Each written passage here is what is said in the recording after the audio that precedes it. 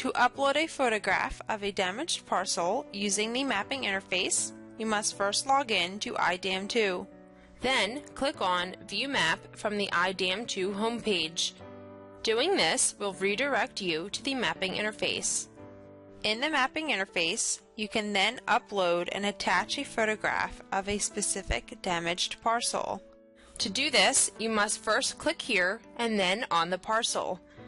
The details associated with the selected parcel will then appear in the parcel menu on the right-hand side of the screen. These details will verify whether or not you selected the correct parcel.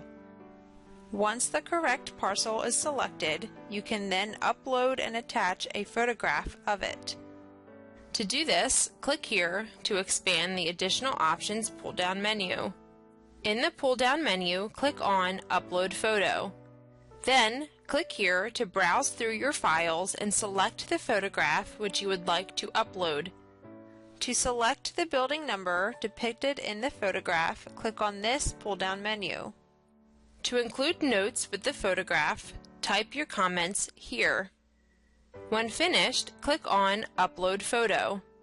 The photograph and notes will then be associated with the selected parcel.